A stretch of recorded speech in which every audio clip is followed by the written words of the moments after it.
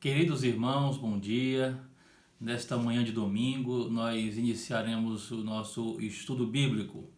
Convido a todos para que abram as suas Bíblias no Evangelho de Mateus. Nós leremos o texto de Mateus capítulo 26, versos de número 36 a 46. Mateus 26, do verso 36 ao verso 46, diz assim a palavra do Senhor.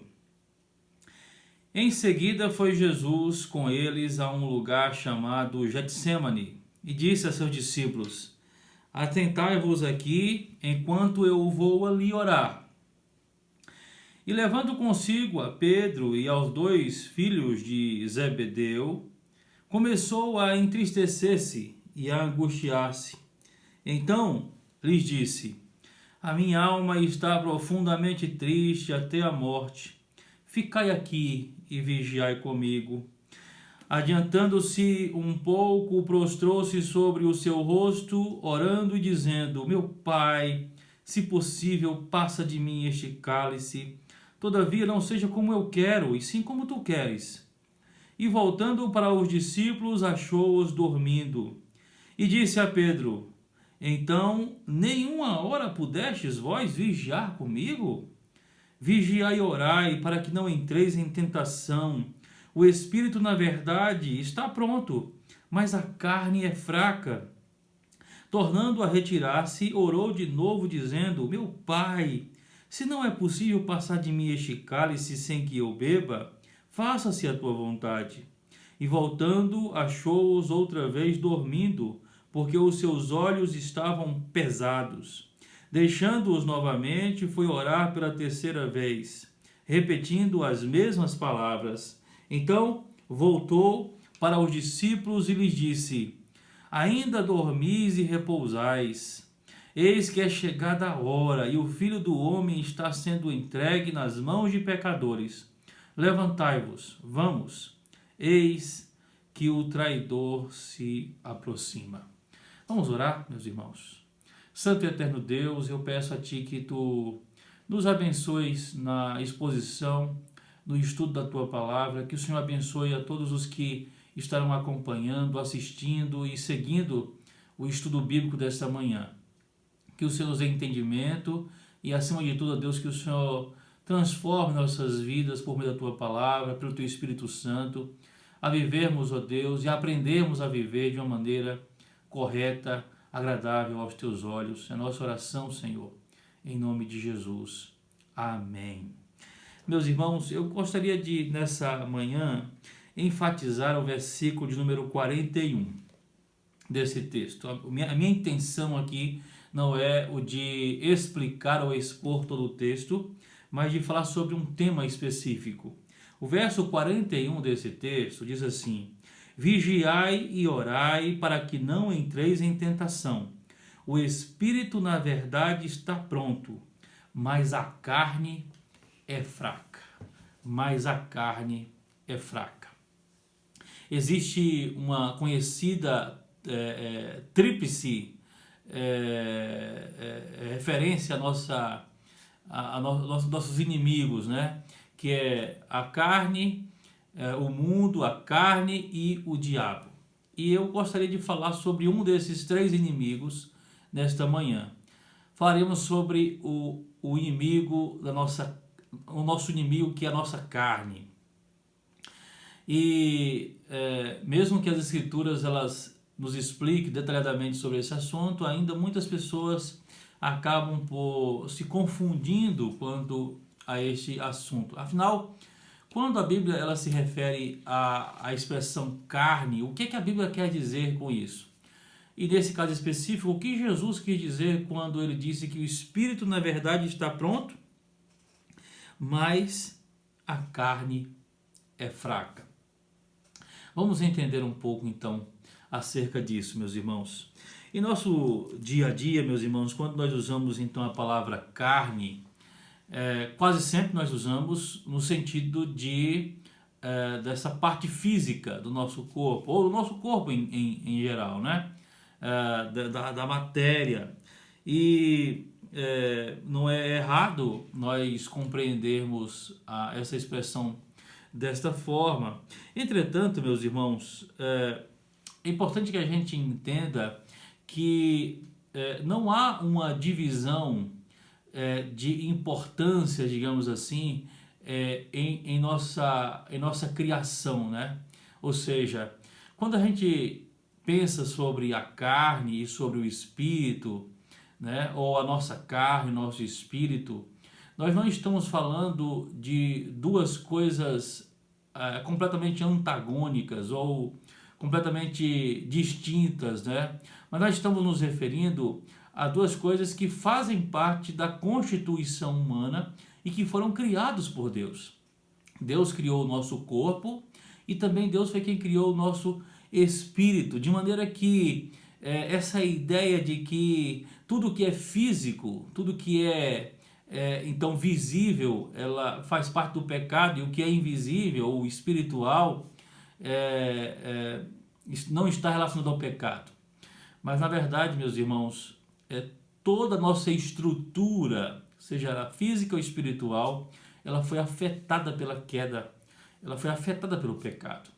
De maneira que, embora o Senhor tenha nos criado perfeitamente, fisicamente e espiritualmente, o pecado afetou, então, tudo isso, né? Tanto a parte física como a parte espiritual, de maneira que a nossa redenção, ou a necessidade que temos de redenção, envolve tanto a parte física quanto a parte espiritual.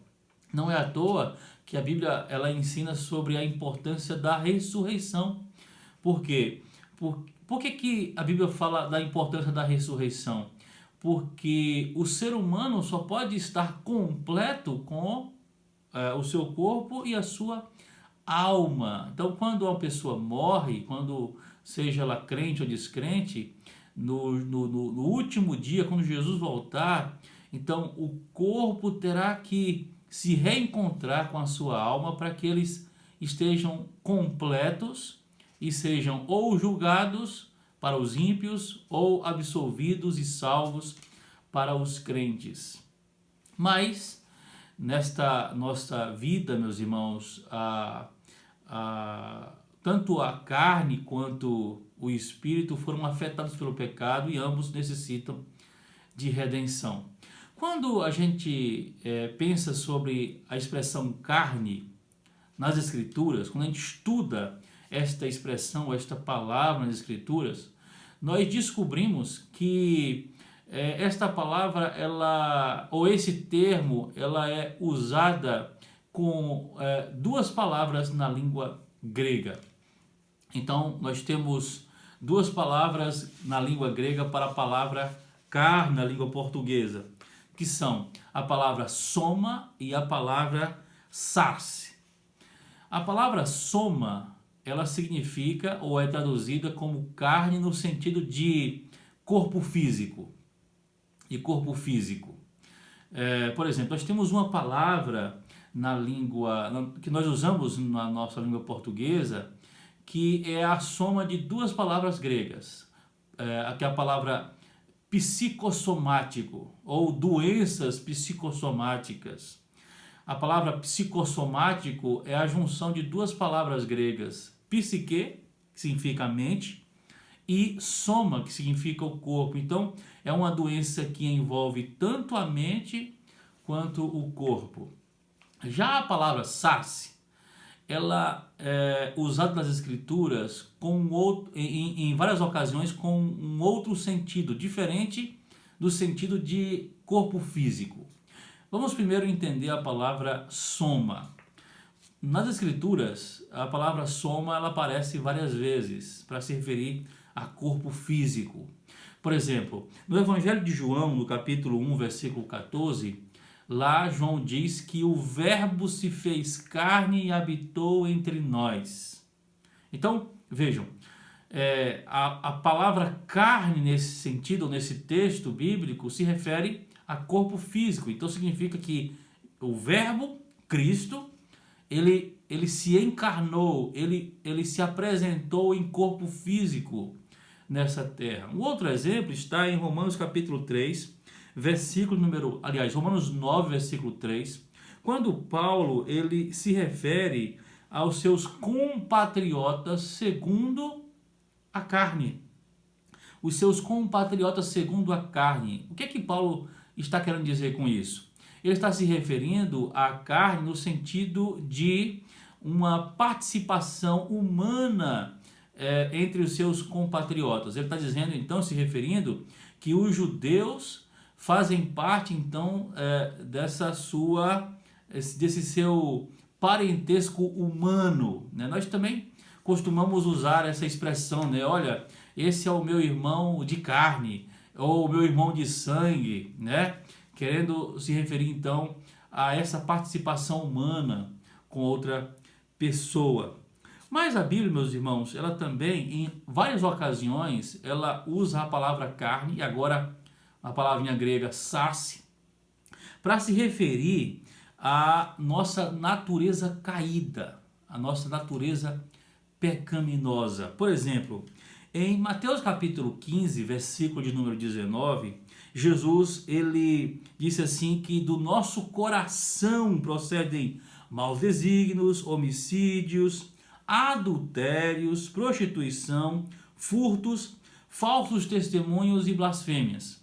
O que Jesus está dizendo é que do nosso coração ou da nossa carne ou da nossa natureza caída e pecaminosa que procedem todos esses tipos de pecado.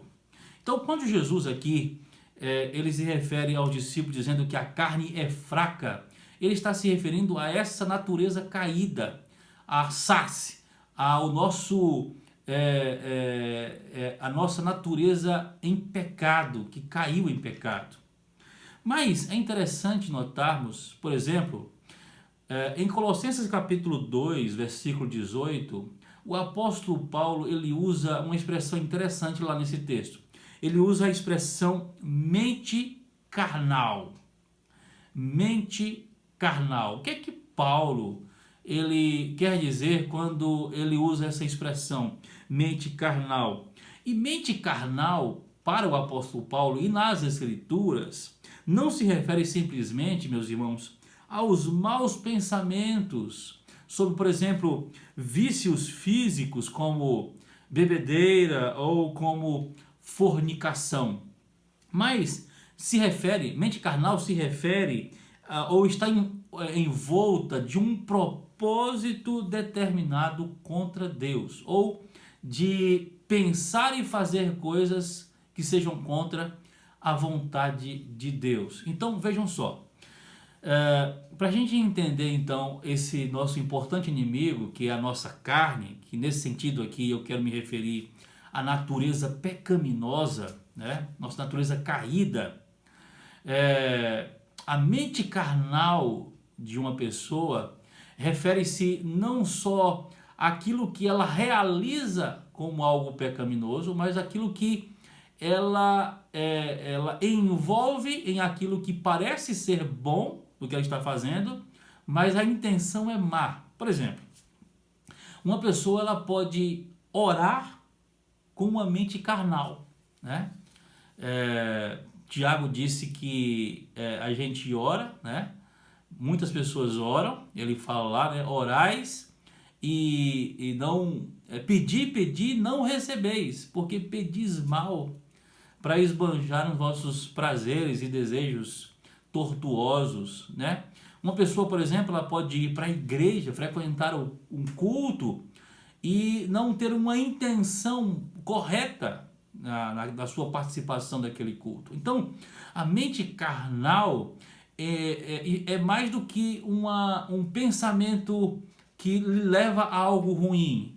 Às vezes, você está com uma intenção ou uma aparência de bondade, quando na verdade a intenção ela é má. Agora, eu gostaria que a gente analisasse, para a gente entender então essa ideia de luta contra a carne ou luta contra a nossa mente carnal, um texto que está em Gálatas capítulo de número 5, versículo de número 16 a 21, Gálatas capítulo 5, do verso 16 ao verso 21, e eu queria que os irmãos observassem a leitura desse texto e acompanhassem, se vocês puderem, em casa, a leitura desse texto para a gente entender algumas coisas muito importantes. Diz assim o apóstolo Paulo nesse texto de Gálatas capítulo 5, verso 16 a 21. Digo, porém, andai no Espírito e jamais satisfareis a concupiscência da carne. Porque a carne milita contra o Espírito e o Espírito contra a carne, porque são opostos entre si, para que não façais o que porventura seja do vosso querer. Mas, se sois guiados pelo Espírito, não estáis sob a lei. Ora, as obras da carne são conhecidas e são prostituição, impureza, lascívia, idolatria, feitiçarias, inimizades, porfias, ciúmes, iras, discórdias, dissensões, facções, invejas, bebedices, glutonarias e coisas semelhantes a estas, a respeito das quais eu vos declaro, como já outrora vos preveni, que não herdarão o reino de Deus os que tais coisas praticam. Veja que nesse texto de Gálatas 5, o apóstolo Paulo ele menciona essas duas palavras, carne e espírito. E o contraste aqui interessante não é entre a carne e o espírito humano, não é entre soma e psique ou um outro termo, né, grego que se refere a espírito, né, pneuma, mas entre a vida que serve à carne, isto é, a natureza humana caída, e a vida guiada pelo Espírito Santo de Deus. Então, é sobre isso que Paulo está aqui se referindo em Gálatas 5. Ele está dizendo que há uma luta dentro de nós entre a nossa natureza pecaminosa e o novo homem que foi transformado por Deus, que foi regenerado pelo Espírito Santo de Deus e que é guiado pelo Espírito Santo. Então há uma luta dentro de nós, né? Entre a nossa natureza pecaminosa e entre o novo homem. A Bíblia fala muito sobre isso, né? Velho homem, novo homem, nos despir do velho homem, diz Paulo lá em Efésios, e nos revestir do novo homem, criado segundo Deus, em verdadeira justiça e retidão e verdade. Então, aqui nós temos o nítido contraste, meus irmãos, entre a carne e o espírito. Não é aqui um conflito entre o corpo e a alma, como algumas pessoas imaginam, mas entre o velho homem, que é guiado pela nossa natureza pecaminosa, que foi então degenerada, né, e não regenerada, mas degenerada pelo pecado, e o novo homem cheio do Espírito Santo de Deus. Carne e espírito, então, estão em conflitos irreconciliáveis.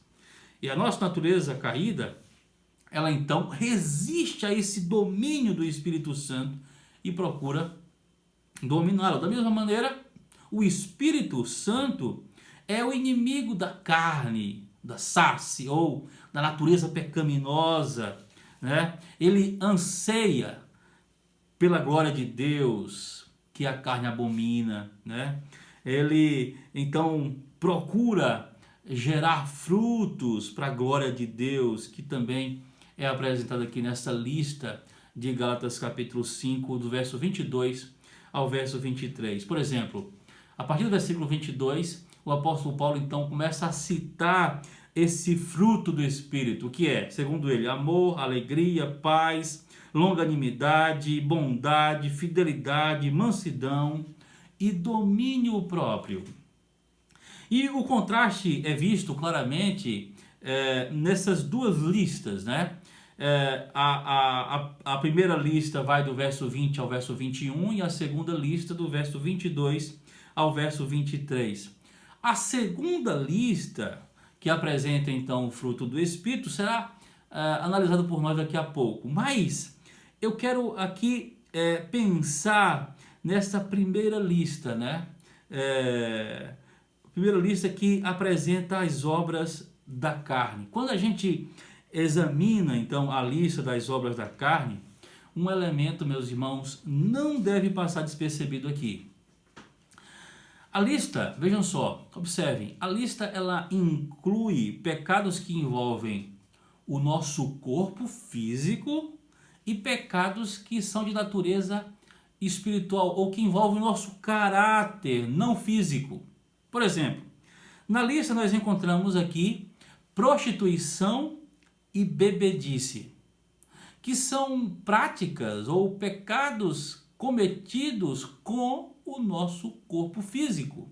Mas nessa mesma lista a gente tem então aqui ciúme, inveja, idolatria e coisas semelhantes que são pecados do coração. Então vejam que aqui nós temos pecados que tanto envolvem o nosso corpo físico, soma, quanto envolve a nossa carne, sarce, ou a nossa natureza caída, a nossa natureza pecaminosa. Então, qual é a conclusão que a gente chega aqui? A nossa conclusão é de que quando o Novo Testamento fala da carne em contraste com o espírito, a referência não é ao nosso corpo físico, não é ao nosso corpo físico, mas a nossa natureza pecaminosa, que inclui a pessoa como um todo. Observe então que o pecado, meus irmãos, que a natureza pecaminosa, ela envolve tudo, né? Envolve toda a nossa estrutura. É esse conflito entre esses dois estilos de vida, né? A vida da carne, que é controlada pela tendência do pecado, e a vida do espírito, que nos leva à retidão e a agradar a Deus. Então vamos voltar aqui à primeira lista, né? A primeira lista que se refere então aos frutos do Espírito. Mas antes, deixe-me explicar uma coisa muito importante, meus irmãos. A gente precisa entender que para nós vivermos uma vida no Espírito, nós temos que evitar dois erros. Qual o primeiro erro? O primeiro erro é o erro de pensar que a nossa justiça ela consiste principalmente em expressões físicas externas. Então, às vezes, muitas pessoas elas imaginam que nós vamos obedecer a Deus, nós vamos cumprir a justiça de Deus fazendo coisas físicas ou realizando certas práticas ou fazendo certas práticas que são aprovadas por Deus. Então, geralmente a gente pensa assim, olha, eu não como isso, eu não bebo isso, e se eu fizer isso, ou se eu não fizer isso, eu estarei obedecendo a Deus. Entretanto, meus irmãos, se a gente der mais atenção às coisas externas do que às coisas internas, nós então corremos no mesmo risco ou praticamos o mesmo pecado que os fariseus praticavam na época de Jesus, e Jesus os chamou de hipócritas. Ou seja, os fariseus eles davam importância muito grande à parte externa, né? Eles obedeciam a lei externamente, olha, eu faço isso, eu faço aquilo outro, mas internamente eles não tinham então essa pureza que eles precisavam, né, ter em suas vidas. Ou seja, é possível que um sorriso doce possa ocultar um espírito invejoso, ou seja, uma expressão externa pode estar escondendo, na verdade, um monstro internamente, né, dentro de nós. O Espírito, então, o Espírito Santo, a função do Espírito Santo, então, é a de limpar toda a nossa vida de maneira que aquilo que fazemos externamente, ela seja acompanhado de uma intenção interna de obedecer a Deus. Não só fazer as coisas, como ter a motivação certa de fazer essas coisas. É assim que o Espírito Santo de Deus ele trabalha em nossas vidas. Ao mesmo tempo, meus irmãos, aí a gente tem o segundo erro, que a gente não pode cair, né? O segundo erro é o de a gente restringir a justiça à esfera interior. Ou seja, diferente de se enfatizar o que é externo, às vezes as pessoas acabam também caindo no erro de enfatizar o que é interno. Então elas dizem assim, ah não, eu estou comendo isso aqui, mas a minha intenção ela é nobre, ou eu estou fazendo isso aqui, eu estou praticando isso aqui, mas a minha intenção ela é diferente. Por exemplo, uma pessoa ela pode adulterar e dizer que ela está fazendo isso por amor e que, portanto, a sua prática ela não é necessariamente errada. Ou um jovem pode fornicar e dizer que ele cometeu aquele ato em amor à sua namorada ou o seu namorado. Então é preciso que a gente também fuja desse segundo erro, o de enfatizar então as intenções internas e desprezar as ações externas. É aquela velha frase, né, que as pessoas elas costumam usar, o que vale é a intenção. O Espírito Santo de Deus, ele vem para nos transformar nesse entendimento, né? É importante que a gente compreenda então isso. E também é importante, meus irmãos, compreender que, embora a palavra carne não se refira exclusivamente às intenções ou às inclinações ou aos pecados físicos, ela também os inclui. Os inclui. Nossos apetites e inclinações são forças poderosas em nossa vida, corrompidos e influenciados por nossa natureza caída. Agora deixa-me dizer uma coisa muito importante, meus irmãos, sobre a obra do Espírito Santo de Deus. O Espírito Santo, ele busca nos ensinar o que Paulo aqui identifica como domínio próprio. Essa é uma das formas do Espírito Santo de Deus nos conduzir a uma luta contra a nossa natureza pecaminosa, né? Que é o domínio próprio. Ou seja, enquanto estivermos aqui na Terra, nós continuaremos com essa realidade da nossa natureza pecaminosa, os desejos de pecar. Mas quanto mais a gente faz morrer a natureza pecaminosa pela busca de santificação, do enchimento do Espírito Santo, como diz o apóstolo Paulo, mais a gente adquire o que Paulo chama de domínio próprio, mais a gente consegue dominar a nossa própria natureza. De maneira, meus irmãos, que, por exemplo, algumas ações lícitas, elas podem se transformar em pecados quando feito com uma mente carnal. Por exemplo, Deus ele nos deu o desejo de comer, de nos alimentar, né? E não há nenhum problema em nos alimentarmos. Deus nos deu o desejo sexual, né? E Ele nos ensina a praticar o sexo no casamento.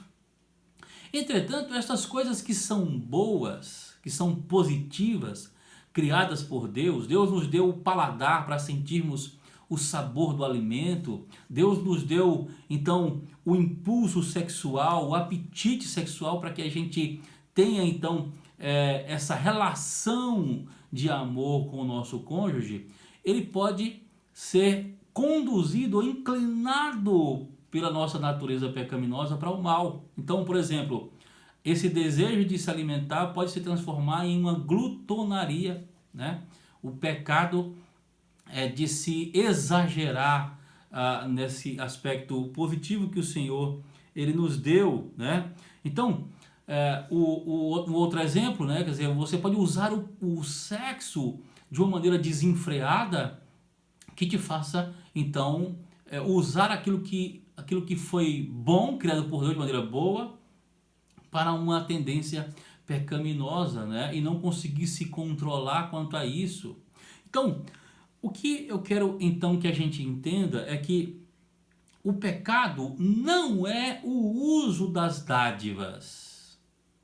O pecado não é o uso das dádivas.